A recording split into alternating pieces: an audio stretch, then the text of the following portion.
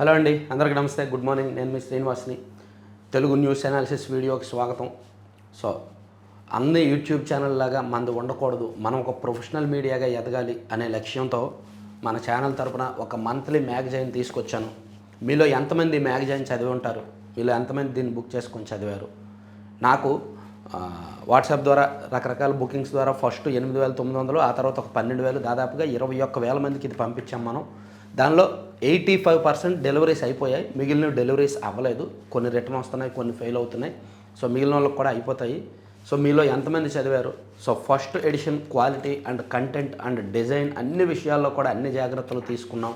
ఇది చాలా toughest job అండి, అంత ఈజీ కాదు. ఈ రోజుల్లో చదవడం మానేశారు అందరూ. ఓన్లీ కారులో వెళ్తూ వినడమో, బైక్ మీద వెళ్తూ షార్ట్స్ వినడమో, యూట్యూబ్ వినడమో చేస్తున్నారు తప్ప ఓపికగా కూర్చొని చదవడం మానేశారు. అయినా సరే 30 రోజుల పాటు 30 పేజీల కంటెంట్ చదవలేరా? రాష్ట్రంలో రాజకీయాలు, పరిపాలన, అంతర్గత అంశాలు, సర్వేలు, ఎమ్మెల్యేలు, ఎంపీల పనితీరు, గ్రౌండ్ రిపోర్ట్స్, వీటన్నింటిలో వాస్తవాలను మనం ఉన్నట్టు ప్రజెంట్ చేయడానికి దీన్ని తీసుకొచ్చాం.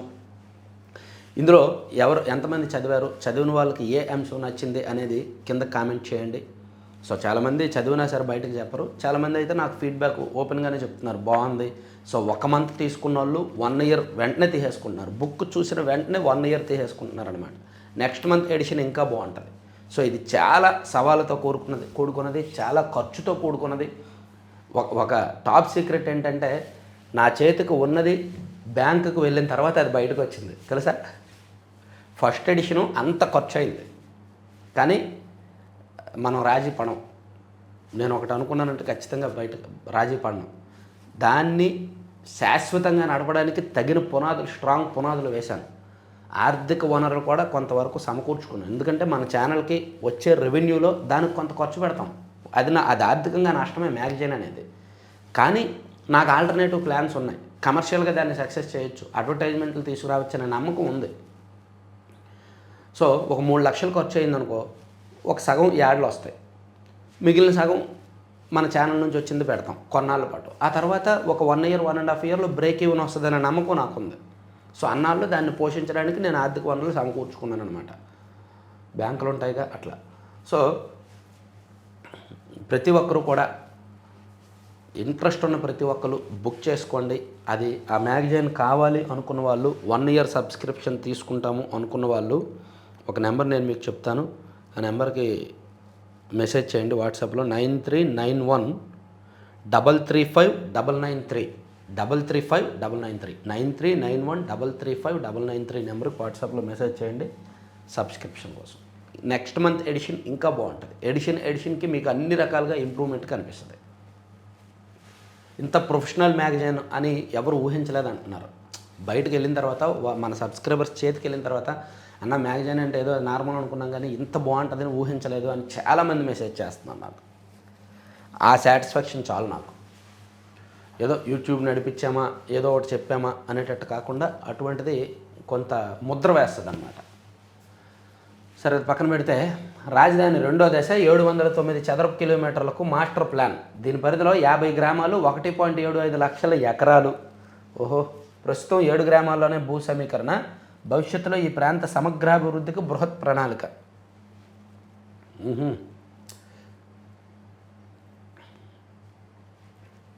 రాజధాని అమరావతి విస్తరణ ప్రణాళికలో భాగంగా రెండో దశలో మొత్తం 709 చదరపు కిలోమీటర్ల ప్రాంతానికి మాస్టర్ ప్లాన్ రూపొందించనున్నారు. ఈ పరిధిలో రెండో దశలో ప్రస్తుతం భూ సమీకరణ చేస్తున్న 7 గ్రామాలు సహా మొత్తం 50 గ్రామాలు ఉన్నాయి.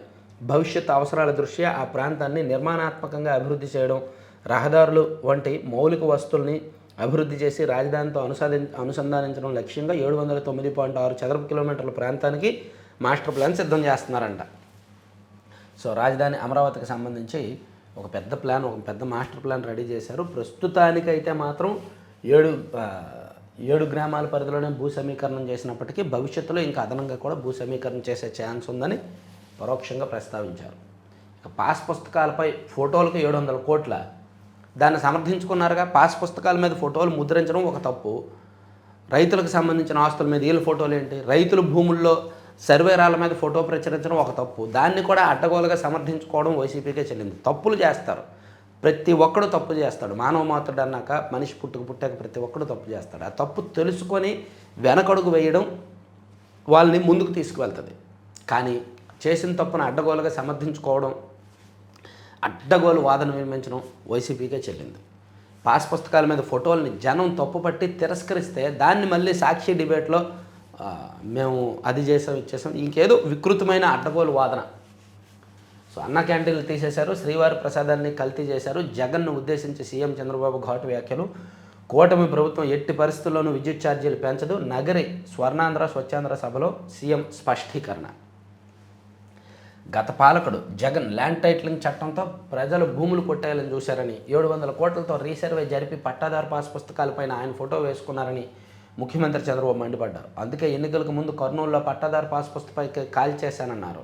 తన 48 ఏళ్ల రాజకీయ జీవితంలో ఇలాంటి వ్యక్తిని చూడలేదని ధ్వజమెత్తారు. అమ్మ నాన్న పాస్ అవుదాం పదండి అని ఒక ఆఫ్ బీట్ వార్త వేశారు. పిల్లలకే కాదు, అటు టీచర్లకు తల్లిదండ్రులకు పరీక్ష కాలం. ఈ సమయంలో మా వాడు సరిగ్గా చదవట్లేదని, మా అమ్మ ఇబ్బంది పడుతుందని, వారితో పాటు టెన్షన్ పడకుండా తల్లిదండ్రులు వ్యూహాత్మకంగా ఉండాలి. సో త్వరలోనే పిల్లలకు 10th అండ్ ఇంటర్మీడియట్ ఎగ్జామ్స్ మొదలవుతున్నాయి కాబట్టి తల్లిదండ్రులు ఏ విధంగా వ్యవహరించాలి అనేది రాశారు. ఈనాళ్ళు ఆఫ్ బీట్లో రాశారు. సో సీఎం గారి మీటింగు అన్ని పత్రికల్లో కూడా హైలైట్ చేశారండి. అమరావతిని అడ్డుకోలేరు, రాష్ట్రానికి ఇదే శాశ్వత రాజధాని, ప్రపంచ శ్రేణి నగరంగా తీర్చిదిద్దుతాము, కరెంటు ఛార్జీలు పెంచము, జగన్ ప్రభుత్వం 32,000 కోట్లు పెంచింది, రాష్ట్రాన్ని గంజాయి కేంద్రంగా మార్చింది, ప్రభుత్వ ఉద్యోగులకు 1000 కోట్ల బకాయిలు, ఆఖరి దేవుడి నెయ్యిని కల్తీ చేశారు, నేను క్రెడిట్ చోరీ చేశానంటున్నారు. అసలు జగన్కి ఏం క్రెడిట్ ఉంది? ఇలాంటి వారితో అప్రమత్తంగా ఉండండి. మేము వచ్చాక 18 నెలల్లో 20 లక్షల కోట్ల పెట్టుబడులు వచ్చాయి, దేశానికి వచ్చిన వాటిలో ఏపీకే 25% పెట్టుబడులు అని రాసుకొచ్చారు. సో ఫిబ్రవరి 14వ తేదీన బడ్జెట్ ప్రవేశపెట్టబోతున్నారు మన ఆర్థిక మంత్రి పయ్యావుల లోకేష్. ఫిబ్రవరి 11వ తేదీ నుంచి అసెంబ్లీ బడ్జెట్ సమావేశాలు ఉంటాయి. సో మొత్తం మీద ఒక 20 రోజులు పనిదినాలు ఉండేలా చూస్తున్నారు. ఈ బడ్జెట్ సెషన్స్ పూర్తయ్యేలాగా జగన్మోహన్ రెడ్డి గారికి అండ్ వైసీపీ సభ్యులకు 60 రోజుల డెడ్లైన్ పూర్తయిపోద్ది. వాళ్ళు కంటిన్యూగా 60 రోజులు హాజరు కాకపోతే అనర్హత వేటు ఉంటుంది కదా. సో ఈ బడ్జెట్ సెషన్కి వాళ్ళు కనుక రాకపోతే మాత్రం వాళ్ళకి ఇబ్బంది తప్పదు.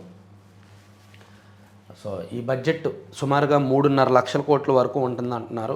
3.30 లక్షల కోట్ల నుంచి 3.45 లక్షల కోట్ల వరకు ప్రవేశపెట్టే ఛాన్స్ ఉంది. ఇందులో 40% అప్పులే ఉంటాయి, అది వేరే విషయం. 40% అప్పులు, 30% సెంట్రల్ గ్రాంట్లు ఉంటాయి. మన సొంత ఆదాయం 30% ఉంటుంది.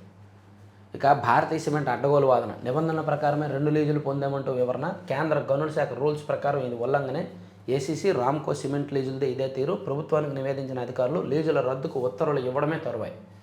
అడ్డంగా లీజులు పొందారు. వైసీపీ గవర్నమెంట్ దిగిపోయడానికి ఒక 2 నెలల ముందు అంటే 2024 ఫిబ్రవరిలో భారతీయ సిమెంట్స్కు అడ్డగోలుగా లీజులు ఇచ్చారు. ఆ లీజులను కేంద్ర మైనింగ్ నిబంధనల ప్రకారం విరుద్ధం.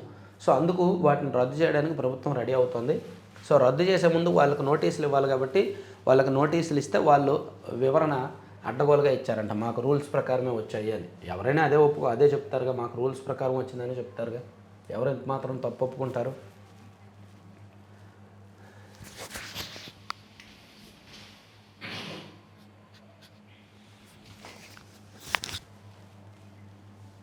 నల్లమలలో 2 మావోయిస్టుల అరెస్టు, 3 సానుభూతి పరులు కూడా. ప్రముఖ కళా విమర్శకులు వెణిగళ్ల కన్నుమూత వెణిగళ్ల వెంకటరత్నం గారు చనిపోయారు. భూ వివాదాల కారకుడు జగనే, మంత్రి కొండపల్లి శ్రీనివాస్ ధ్వజం. కూటమిలో పొరపచ్చాలంటే సరి చేసుకోవాలి, మనమంతా ఒకే కుటుంబాన్ని గుర్తుంచుకోండి. నాతో సహా ప్రతి ఎమ్మెల్యే రేటింగ్ తీస్తున్న కార్యకర్తల సమావేశంలో తెదేపా అధినేత సీఎం చంద్రబాబు. సో కూటమిలో ఎక్కడెక్కడ విభేదాలు ఉన్నా, పొరపచ్చాలు ఉన్నా సరే వాటిని సరి చేసుకోవాలని, అందరం ఒక కుటుంబాన్ని విడిపోయే పరిస్థితి ఉండదని. సో ఎమ్మెల్యేల అందరి పనితీరు కూడా నేను రివ్యూ చేస్తున్నాను, నాతో సహా అందరి పనితీరు నేను చూస్తున్నానని చెప్పి సీఎం గారు చెప్పారు నిన్న నగరి కార్యకర్తల మీటింగ్లో. ఇక పర్యాటక రంగంలో మరింత అభివృద్ధి.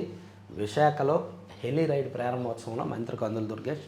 ఎయిమ్స్ అమరావతికి ఓ మణిహారం, మంత్రి సత్యకుమార్ యాదవ్. ప్రపంచ స్థాయిలో అభివృద్ధి చెందుతున్న రాజధాని అమరావతికి మంగళగిరి ఎయిమ్స్ మణిహారంగా నిలవబోతోందని మంత్రి సత్యకుమార్ యాదవ్ పేర్కొన్నారు. ఎయిమ్స్కు కేటాయించాల్సిన మరో 10 ఎకరాల స్థలాన్ని రాష్ట్ర ప్రభుత్వం త్వరలోనే దాఖలు పరిచేలా కృషి చేస్తానన్నారు. ఇక మత్తు పదార్థాలతో మెదడుపై తీవ్ర ప్రభావం. Aster Ramesh hospitals MD Pothineni Ramesh Babu. Okay. Bhajapa విజయ ప్రస్థానానికి విజయవాడలోనే తొలి అడుగు. కేంద్ర న్యాయశాఖ మంత్రి అర్జున్ రామ్ మేఘ్వాల్ ముగిసిన 60 వసంతాల ఏకాత్మ మానవ దర్శన పునఃస్మరణ సదస్సు ఓకే, బీజేపీ విజయ ప్రస్థానానికి విజయవాడలో తొలి అడుగు పడింది. కారుతో ఢీకొట్టి తొక్కుకుంటూ వెళ్ళే మహిళా ఎక్సైజ్ కానిస్టేబుల్పై గంజాయి ముఠా ఘాతుకం, పరిస్థితి విషయం. నిజామాబాద్లో ఒక గంజాయి ముఠా కారులో గంజాయి తరలిస్తుండగా కానీ మహిళా కానిస్టేబుల్ అడ్డుకున్నారని ఆమెను తొక్కించేశారు. తొక్కించేసి ఆమె మీద నుంచి వెళ్ళిపోయారు. అంత ఘాతుకానికి ఒడిగట్టారు.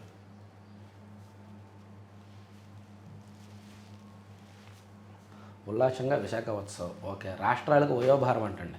పెరుగుతున్న వృద్ధ జనాభా 60 ఏళ్ళు పైబడిన వారిలో 5వ స్థానంలో ఏపీ. ఆర్బీఐ నివేదిక వెల్లడి. అందుకే సీఎం గారు పిల్లల్ని కనండి అంటారు.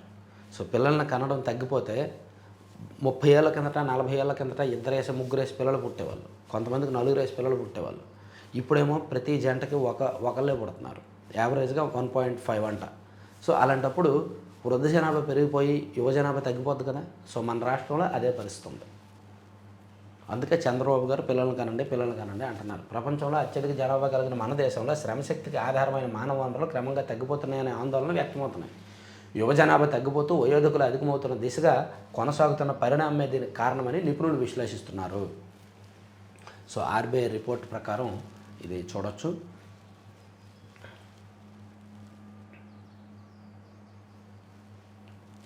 నంద్యాలలో బ్యాటరీ ఎనర్జీ స్టోరేజ్ 600 మెగావాట్ల ప్రాజెక్టు కొలిమిగుండ్ల మండలం నందిపాడులో ఏర్పాటు. నంద్యాలలో 600 మెగావాట్ల బ్యాటరీ ఎనర్జీ స్టోరేజ్ సిస్టమ్ రాబోతుందంటండి. సివిల్ సర్వీసెస్ క్యాడర్ కేటాయింపుల్లో మార్పులు, జోనల్ స్థానంలో కొత్త గ్రూపింగ్ విధానం అమల్లోకి.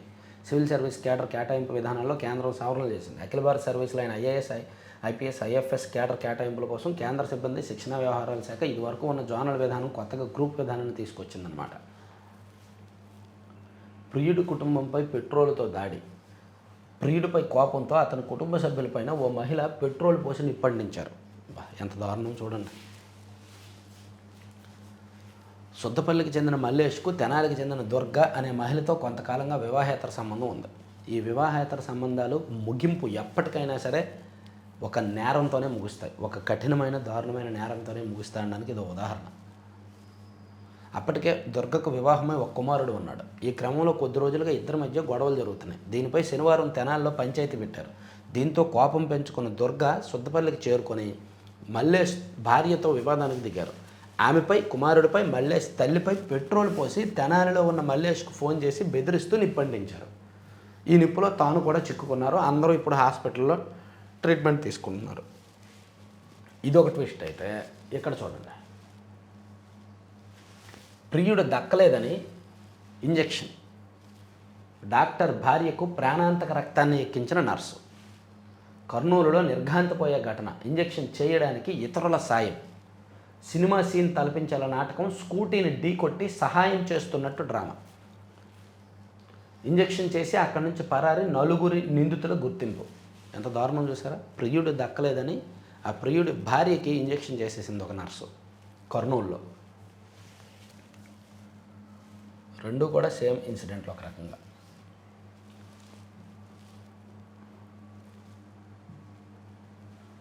అదృశ్యమైన కానిస్టేబుల్ తొలగింపు చాలదు, కుటుంబ సభ్యులు కేసు పెట్టలేదంటూ సర్వీస్ ప్రయోజనాలను నిరాకరించరాదని తెలంగాణ హైకోర్టు తీర్పు. ఇలాగైతే ఎవరూ సిఆర్పీఎఫ్కు పిల్లలను పంపడానికి ఆసక్తి చూపరని వ్యాఖ్య. ఆగి ఉన్న లారీని ఢీకొని ప్రైవేట్ ట్రావెల్స్ బస్సు, 1 మృతి 6 గాయాలు. కాకినాడ జిల్లా తునిలో దుర్ఘటన.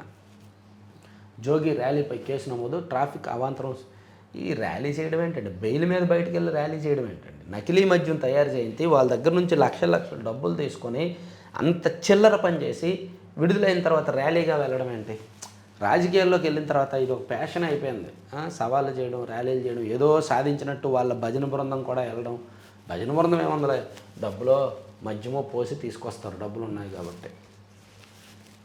సరే, ఇది ఈనాడు పక్కన పెడితే సాక్షిలో చూసుకుంటే గీతంకు ప్రభుత్వ భూమి ఇవ్వడం చట్టవిరుద్ధమని రిటైర్డ్ ఐఏఎస్ అధికారి ఈవీఎస్ శర్మ గారు చేస్తున్న కామెంటు సాక్షిలో వేశారండి. ఏ నిబంధన ప్రకారం ఆక్రమించుకున్న భూమికి క్రమబద్ధీకరణకు అనుమతిస్తున్నారు, ఆ ప్రతిపాదన తక్షణం వెనక్కి తీసుకోవాలి.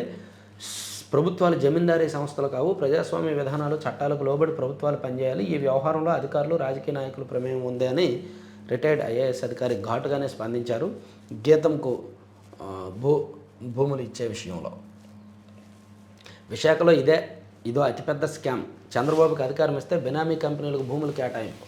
54.79 ఎకరాలను గీతం వర్సిటీకి అప్పగించేందుకు ఫైల్ సిద్ధం. కబ్జా కింద టీడీపీ ఎంపీ భరత్పై ఎప్పుడో కేసు పెట్టాలి. మాజీ మంత్రి గుడివాడ అమర్నాథ్. సో గీతంకు భూములు ఇచ్చే వ్యవహారంలో వివాదం వస్తోంది. ఈ విషయంలో ప్రభుత్వం ఎంత జాగ్రత్తగా ఉంటే అంత మంచిది. మొండిగా ముందుకెళ్తే మాత్రం కొన్ని వర్గాల్లో వ్యతిరేకత వస్తుంది. ఇక కౌలు రైతు కకావికలు అన్నదాత సుఖీభావ కోసం 19 నెలలుగా ఎదురుచూపులు. ఏంట్రా 19 నెలలు ఇచ్చారుగా? ఓహో, సాక్షిలో ఉన్న వాళ్ళకి ఇవ్వలేదేమో, లేదంటే జగన్మోహన్ రెడ్డి గారి కుటుంబానికి ఇవ్వలేదేమో. యాక్చువల్లీ అన్నదాత సుఖీభావ ఇచ్చారు కదా, కానీ ఇవ్వలేదు అని రాశారు అంటే బహుశా ఈ వార్త రాసిన జర్నలిస్ట్కి ఇవ్వలేదు, లేదా ఈ పత్రిక యజమానికి ఇవ్వాల. నేను అందుకే చెప్పా, ఏదైనా సంక్షేమ పథకం ఇంప్లిమెంట్ చేసే ముందు సాక్షిలో పనిచేసే జర్నలిస్టులకు ఇచ్చేయండి అని. ఫ్రీ బస్సు కూడా వాళ్ళకి ఇచ్చేయండి. వీలైతే లేడీ గెటప్ వేసుకొని వచ్చేస్తారు, వాళ్ళు ఏ చీర కట్టుకొని వచ్చేస్తారు. ఫ్రీ బస్సు కూడా ఇచ్చేయండి ఆ కుటుంబానికి. అండ్ ఆ పత్రికలో పనిచేసే జర్నలిస్టులకి ఏ పథకమైనా ఇచ్చేయండి. లేకపోతే ఇవ్వలేదు అనేది ఇలాగే రాస్తారు. సో ప్రభుత్వానికి అదొక విజ్ఞప్తి అనమాట, వీలైతే అలా చేయండి.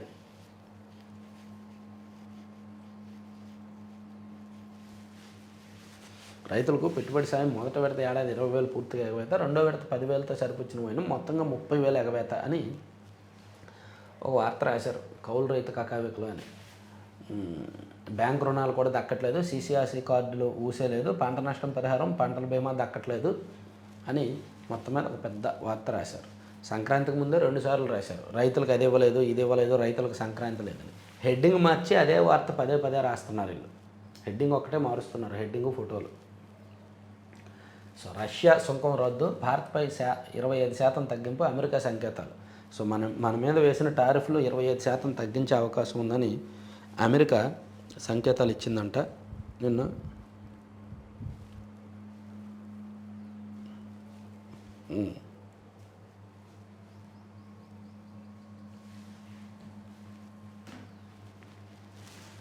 $100 కోట్ల భూమిపై పచ్చ దుప్పటి.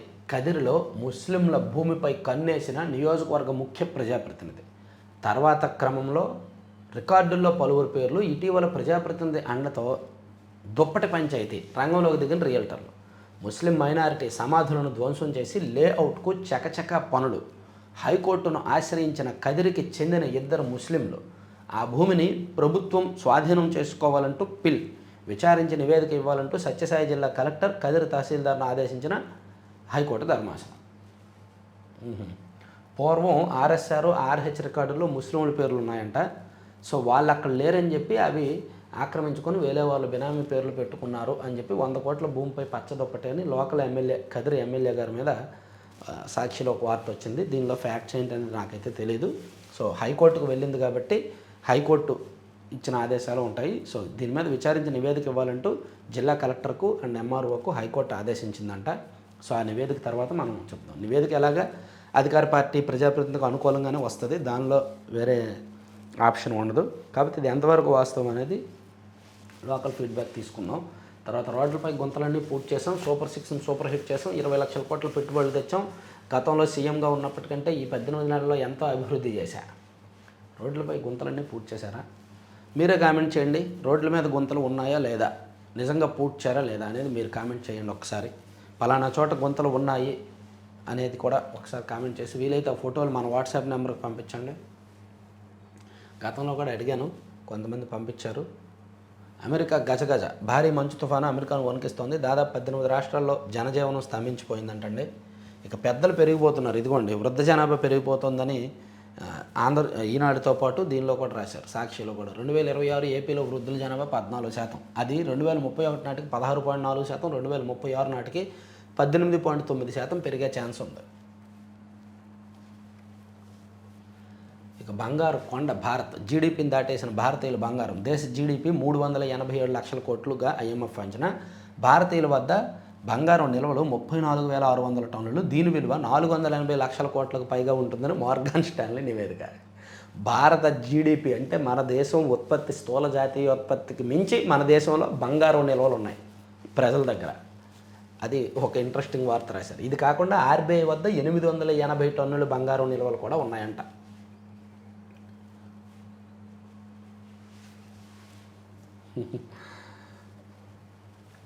ఎక్కడ ఉంటున్నారు, ఏం తింటున్నారు, జనగణన కేంద్రం సన్నద్ధమవుతోంది, కుటుంబ వివరాలతో పాటు నివాసం, జీవన స్థితులు వంటి సమగ్ర వివరాలు సేకరిస్తారంట.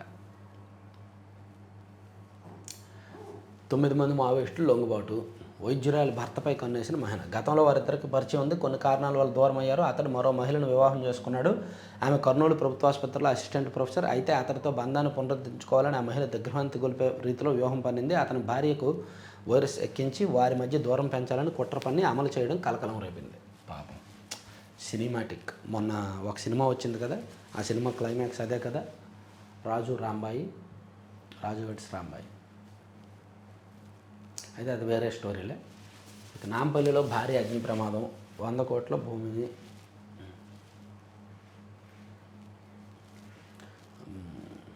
గీతంకు ప్రభుత్వ భూమి ఇవ్వడం చట్టబద్ధ. అరే ఫస్ట్ పేజీలో రాసింది మళ్ళీ ఓకే, ఇదో అతిపెద్ద స్కాము. ఓకే, రోడ్లపై గుంతలన్నీ కూర్చాం, స్టాఫ్ వేధింపులు తట్టుకోలేక స్టాఫ్ నర్సు యత్నం, పని భారం, అధికారుల ఒత్తిడితో మనస్తాపము, బజాజ్ మిక్సర్ గ్రైండ్స్ శక్తివంతమైన గ్రైండింగ్తోనే సాధ్యం, అసలు సిసలైన భోజనం. ఓకే వేసుకోండి. సరే, సాక్షి పక్కన పెట్టేయచ్చు, ఈనాడు కూడా పక్కన పెట్టేయచ్చు. ఆంధ్రజ్యోతి ఏబిఎన్ఆర్కే గారు కొత్త పలుకు ఒకసారి మనం చూస్తే, అవినీతి మకిలకి ఆరోపణల ముసుగు. ఒకప్పుడు ప్రభుత్వంలో జరిగిన అవకతవకలు, అక్రమాలను మీడియా లేదా ప్రతిపక్షాలు వెలుగులోకి తెచ్చినప్పుడు వెంటనే చర్యలు ఉండేవి. అందుకు బాధ్యులైన మంత్రులు రాజీనామా చేసేవారు. ఆ తర్వాత కొంతకాలానికి విచారణ పేరిట కాలయాపన చేయడం జరిగేది. దివంగత రాజశేఖర రెడ్డి అధికారంలోకి వచ్చాక మొదటిసారిగా ఎదురుదాడి మొదలైంది. ఉమ్మడి ఆంధ్రప్రదేశ్లో రాజశేఖర రెడ్డి ప్రారంభించిన కమిషన్ల విధానం ఇప్పుడు దేశవ్యాప్తంగా అన్ని రాష్ట్రాల సీఎంలకు ఆదర్శంగా మారింది. కాకపోతే ఒక్కో రాష్ట్రంలో ఒక్కో పర్సంటేజే అమల్లో ఉంది. ప్రస్తుతం కేంద్ర ప్రభుత్వం చేపట్టే పనులకు మాత్రమే పోటీతత్వంతో కూడిన టెండర్లు దాఖలవుతున్నాయి. తాను రాజశేఖర రెడ్డి అనుచరునని, ఆయనపై కోపం తనపై తీర్చుకుంటున్నారన్న నన్ను దృష్టిలో పెట్టుకొని భట్టి విక్రమార్క విమర్శలు చేశారు. ఎప్పుడో 16 ఏళ్ల క్రితం చనిపోయిన రాజశేఖర రెడ్డిపై ఎవరికి మాత్రం ఎందుకు కోపం ఉంటుంది? చిల్లర వార్తలకు భయపడిపోనని భట్టి విక్రమార్క చెప్పుకొచ్చారు. చిల్లర వ్యవహారాలు హద్దు దాటినప్పుడు రాతలతో వాతలు పెట్టాలని జర్నలిజంలో మా గురువులు మాకు నేర్పారు. అందుకనే నైనీ బ్లాక్ వ్యవహారాన్ని వెలుగులోకి తీసుకుని వచ్చాను. నేను వెలుగులోకి తెచ్చిన కథనం గల్లీ నుంచి ఢిల్లీ దాకా ప్రకంపనలు సృష్టించింది. కేంద్ర బొగ్గు శాఖ అధికారులు అత్యవసరంగా సమావేశమై పరిస్థితిని సమీక్షించడం ఒక జర్నలిస్ట్గా నాకు గర్వకారణం. నైనీ కోల్ బ్లాక్కు పిలిచిన టెండర్లు రద్దు చేయడం నా కృషికి లభించిన విజయంగానే భావిస్తాను. తెలంగాణ ప్రభుత్వం నిజంగా అడ్డంగా దొరికిపోయింది. ఆల్రెడీ ఈ సింగరేణి బొగ్గు గనులు బ్లాక్ కేటాయింపుని టెండర్ కేటాయించారు. ఆ టెండర్ను రద్దు చేశారు లాస్ట్ వీక్ ఆంధ్రజ్యోతిలో ఈ స్టోరీ వచ్చిన తర్వాత. సో తెలంగాణ ప్రభుత్వం ఒక రకంగా దొరికింది ఈ వ్యవహారంలో. ఏబిఎన్ఆర్కే గారిదే పైచేయి. ఇద్దరు మంత్రుల మధ్య పోటీ, ఇద్దరు మంత్రులు తలోకల్ని ఎంకరేజ్ చేసుకొచ్చారనమాట ఆ టెండర్ కోసం. భారత్ స్పేస్ స్టేషన్ పనుల ప్రారంభం, సొంత అంతరిక్ష కేంద్రం ఏర్పాట్లు ముందడుగు, భారత్పై సుంకాలు తగ్గొచ్చు. ఆమె ఐపీఎస్, ఆయన ఐఏఎస్. ఇది నేను సోషల్ మీడియాలో బాగా వైరల్ అయింది చూసారా? నిరాడంబరంగా సింపుల్గా రిజిస్ట్రేషన్ ఆఫీసులో పెళ్లి చేసుకున్నారు. ఈ రోజుల్లో పెళ్ళి అంటే పెద్ద ఎత్తున షాపింగ్తో మొదలు పెడితే pre wedding shoot, mehndi, haldi, sangeet, ఎదుర్కోళ్ళు, 100 మంది ఆతిథ్యగణం మధ్య రిసెప్షన్, ఇలా లక్షల్లో కోట్లలో ఖర్చు. పైగా ఓ 2 నెలల ముందు నుంచే ఎన్నో పనులు, టెన్షన్లు. మరి వధూవరులు సివిల్ సర్వీస్ అధికారులు అయినప్పుడు ఆ హంగు ఆర్భాటాలు ఇంకే స్థాయిలో ఉండాలి? కానీ ఆ జంట అత్యంత నిరాడంబరంగా వివాహ బంధంతో ఒక్కటైంది. సింపుల్గా రిజిస్టర్ మ్యారేజ్ చేసుకొని పెళ్ళిళ్ళ కోసం అప్పులు చేసి భారీగా ఖర్చు పెడుతున్న మధ్యతరగతి కుటుంబాలకు గొప్ప సందేశాన్ని ఇచ్చింది. సుర్కంటి శేషాద్రిని రెడ్డి, నెల్లూట్ల శ్రీకాంత్ రెడ్డి. శేషాద్రిని రెడ్డి గారిదేమో యాదాద్రి జిల్లా చౌటుప్పల మండలం మున్సిపాలిటీ పరిధిలో లింగారెడ్డిగూడెం. ఆమె 2021 బ్యాచ్ ఐపీఎస్ అధికారి. కుత్బుల్లాపూర్లో ట్రాఫిక్ డీసీపీగా పనిచేస్తున్నారు. శ్రీకాంత్ రెడ్డిదేమో కడప జిల్లా ఓల్డ్ గాంధీనగర్లో చెన్నూరు 2025 బ్యాచ్కి చెందిన ట్రైనీ ఐఏఎస్ అధికారి. సో ఇద్దరు కూడా సింపుల్గా నిరాడంబరంగా పెళ్లి చేసుకున్నారు.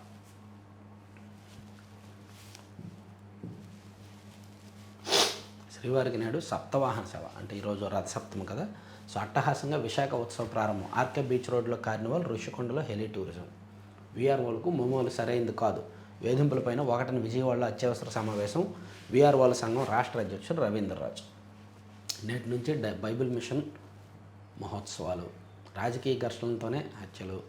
ట్రావెల్స్ బస్సు దూకుడు, ఆటోను ఆర్టీసీ బస్సును ఢీకొట్టి ధ్వంసం, ప్రయాణికుడు మృతి, 14 మందికి గాయాలు. ట్రావెల్స్ బస్సు రైమని ఎంత స్పీడ్గా వెళ్తాయో తెలుసుగా. వాటికి స్పీడోమీటర్లు అమలు చేయాలి. స్పీడోమీటర్లో లిమిట్ కంట్రోల్ పెట్టాలి. Night time 70 kilometres, day time 60 అని కంట్రోల్స్ పెట్టాలి ట్రావెల్స్ బస్సుకి. సరే, ఇవ్వండి 3 పత్రికలు ఉన్నవి. 4వ పత్రికలు ఇంకా అంతకుమించి ఏం లేవు. సో చివరి వరకు చూసిన ప్రతి ఒక్కరికి ధన్యవాదాలు. సో చెప్పాను కదా, మ్యాగజైన్ కావాల్సిన వాళ్ళైతే ఆ నెంబర్కి సంప్రదించండి. మీ రూపాయి మీ టైము వేస్ట్ అవ్వని కంటెంట్ దానిలో ఉంటుందండి. ఆ ఒక్కటి నేను భరోసా ఇవ్వగలను. Thank you very much.